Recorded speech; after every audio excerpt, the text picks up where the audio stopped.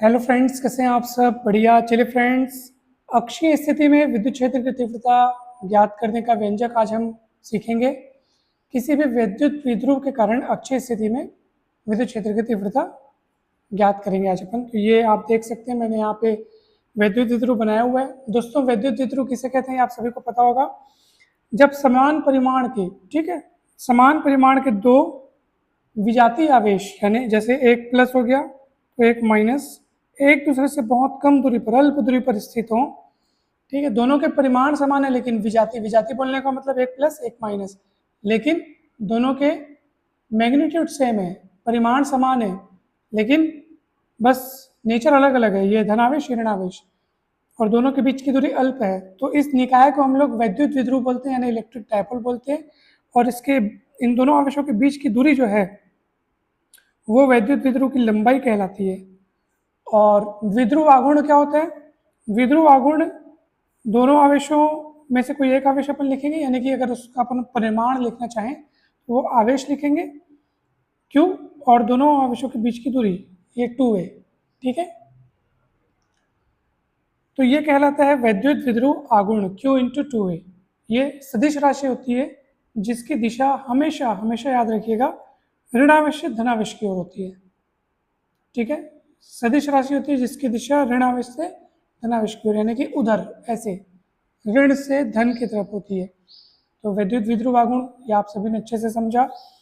आइए इसका मात्रक अगर अपन देखें तो मात्रक क्या होगा।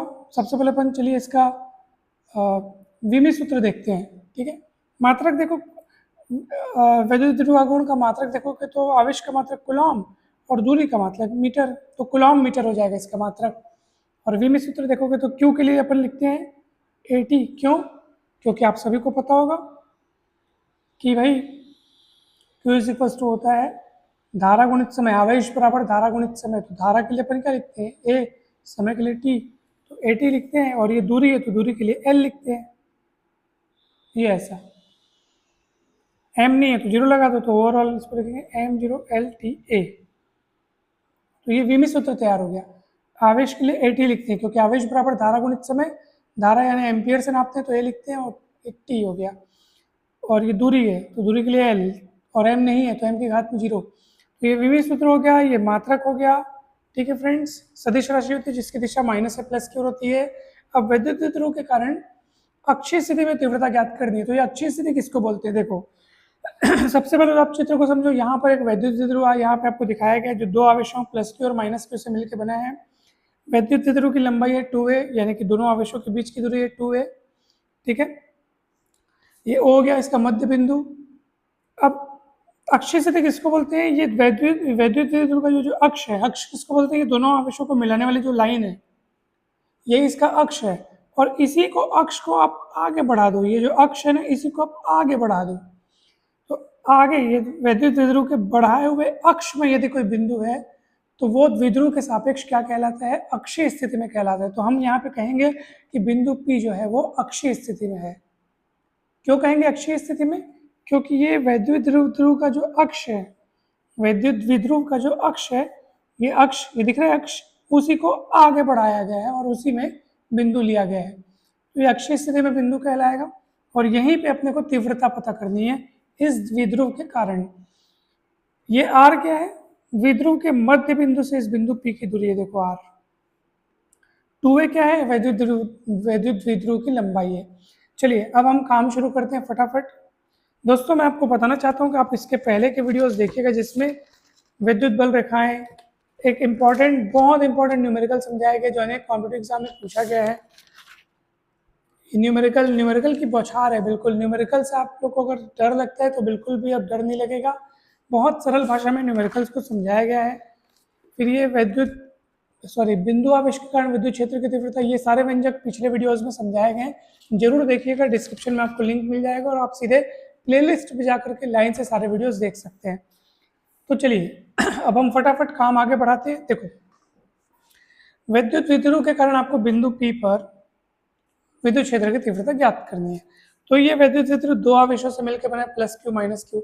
तो हमको क्या करना पड़ेगा? बारी बारी से एक एक आवेश के कारण यहाँ पे तीव्रता कितनी है उसको देखना पड़ेगा, फिर परिणामी तीव्रता यानी टोटल नेट तीव्रता रिजल्टेंट तीव्रता पता करनी होगी, कुल तीव्रता पता करनी होगी।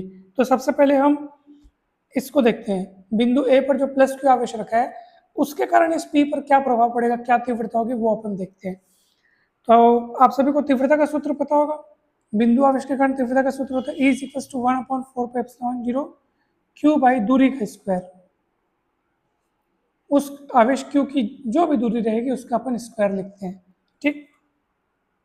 तो चलिए अब ये मैं E1 बोलता हूँ, ठीक है। E1 किसको बोल रहा हूँ मैं, ये जो बिंदु ए पर प्लस क्यू आवेश उपस्थित है उसके कारण इस बिंदु पी पर क्या तीव्रता है, इस आवेश के कारण क्या तीव्रता है, तो उसको मैं E1 कह रहा हूँ।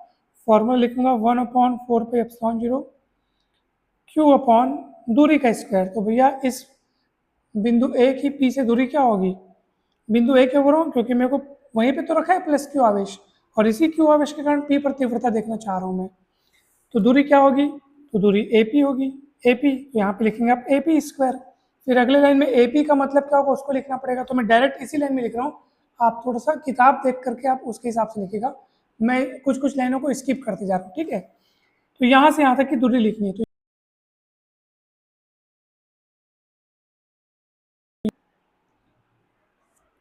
देखो ये दूरी अगर आपको चाहिए, अगर आपको ए पी चाहिए, ए से पी तक की दूरी चाहिए, तो आपको क्या करना पड़ेगा, ओ से पी तक की दूरी में ओ ए वाली दूरी को माइनस करना पड़ेगा। ओ से पी तक की दूरी, ओ से पी मतलब यहाँ से यहाँ तक की दूरी में से ओ ए को आप हटा दोगे तो ये ए पी बच जाएगा। अब ये कैसे होगा, तो देखो ओ से पी तक की दूरी कितनी है, ओ से पी तक की दूरी जो है वो हमारी है आर, ओ से पी तक की दूरी हमारी आर माइनस ओ ए ये वाली दूरी। अब ये वाली दूरी कैसे मिलेगी, तो देखो टोटल दूरी कितनी है 2a, यहाँ से यहाँ तक की दूरी मतलब बी और ए के बीच की दूरी 2a है, और ये ओ जो है जस्ट बीच में है, तो ये आधी आधी दूरी कितनी होगी, सीधी सी बात है, ये दूरी ए होगी और बची दूरी ए होगी, यानी ओ से ए तक की दूरी होगी ए, और उसी को अपने को माइनस करना है, यानी आर माइनस ए, ठीक है। अगर आपको ए पी चाहिए तो आपको क्या करना पड़ेगा, ओ पी में से ओ ए माइनस करना पड़ेगा।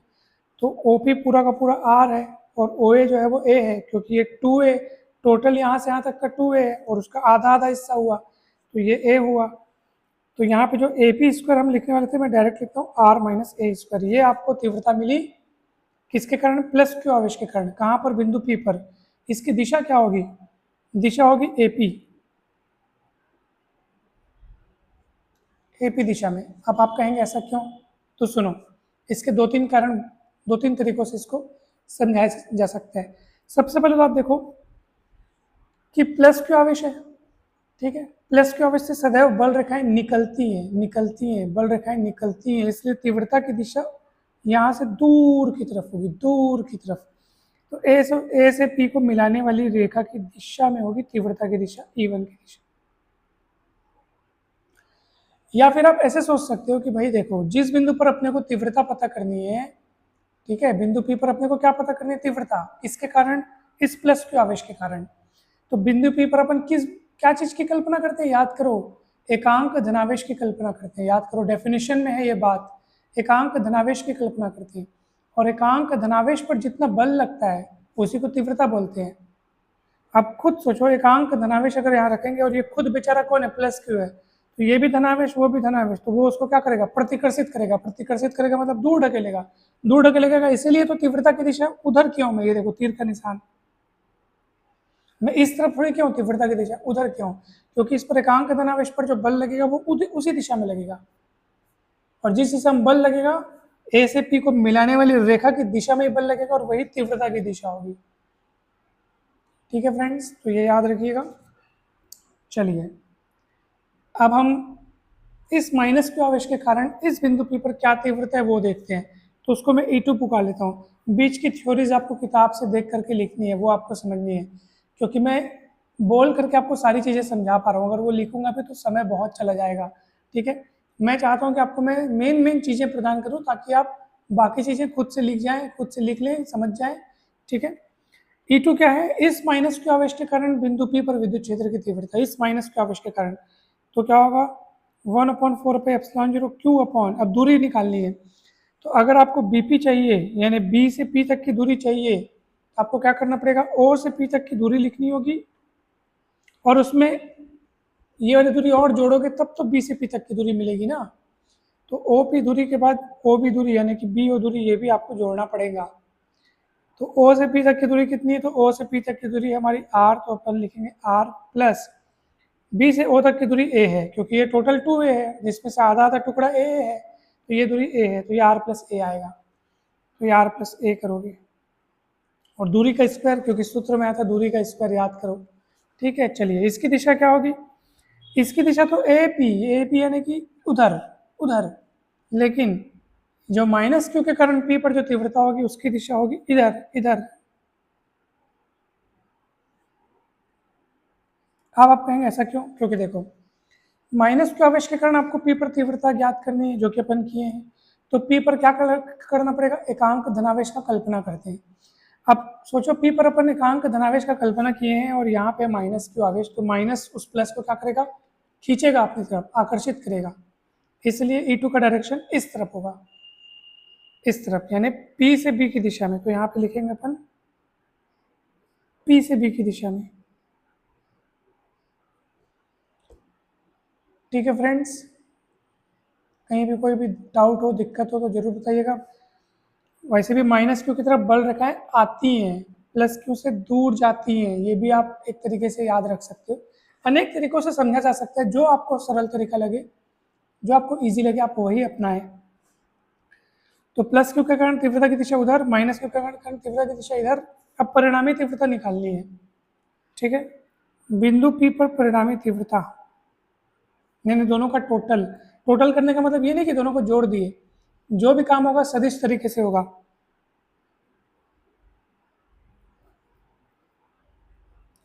तो परिणामी तीव्रता E कैसे मिलेगी, देखो सदिश का नियम कहता है कि देखो भाई दोनों सदिश है, लेकिन एक का दिशा उधर है, एक का दिशा इधर है, इसलिए एक को अगर आप प्लस में लोगे तो दूसरे को लेना होगा माइनस में। अब E1 पहले क्यों लिखे, E2 बाद में क्यों लिखे, ये मान ज़्यादा है ये मान कम है, पूछो क्यों, क्योंकि प्लस क्यू आवेश बिंदु P के करीब है, ये तो इससे दूर है ना, देखो ये दूर है, ये माइनस क्यू आवेश बिंदु P से दूर है, लेकिन ये वाला इसके करीब है, तो करीब वाले का ज़्यादा प्रभाव पड़ेगा, इसलिए करीब वाले की तीव्रता बड़ी होगी, तो बड़े में से छोटे को घटाया गया है।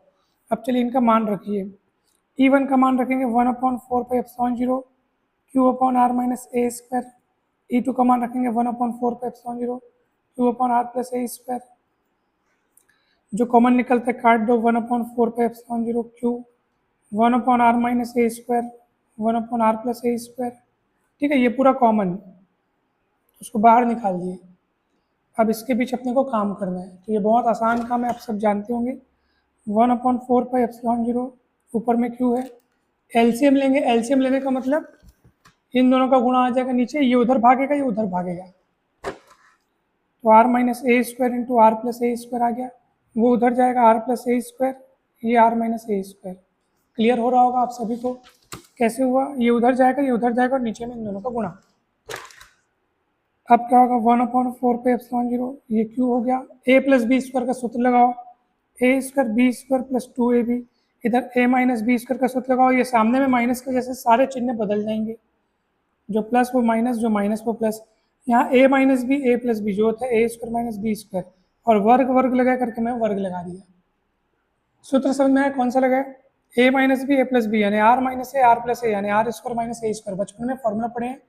ठीक है, चलिए यहाँ से देखो आप r² कट गया, 2r दैट इज 4r, सामने में 1/4πε0 है, Q है r² - a² का होल स्क्वायर। ये परिणामी तीव्रता का सूत्र भी आया नहीं है, फाइनली आने वाला है। अब देखो Q × 2a को मैं साथ में रख लेता हूँ, तो आप बोलोगे 2 तो दिख नहीं रहा है, 2 नहीं दिख रहा तो क्या हुआ, 4 में से 2 अलग कर लिए, 4 को लिख सकते हैं ना 2 × 2,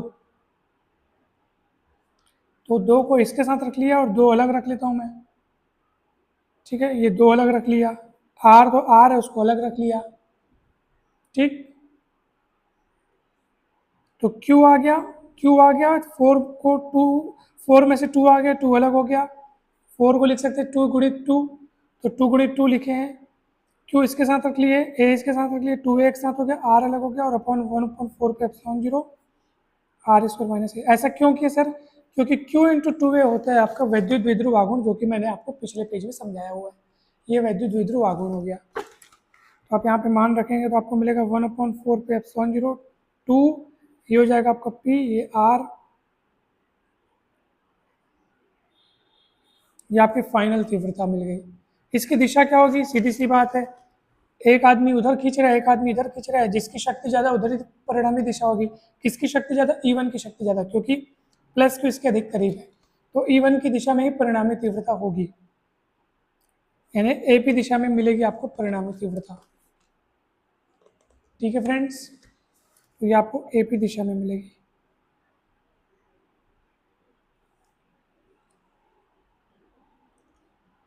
तो ये आपका सूत्र आ चुका है, परंतु यहाँ पर अब एक चीज़ और है, यहाँ पर हम एक काम करेंगे, यदि मान लीजिए ए की वैल्यू बहुत बहुत छोटी है आर से, यानी कि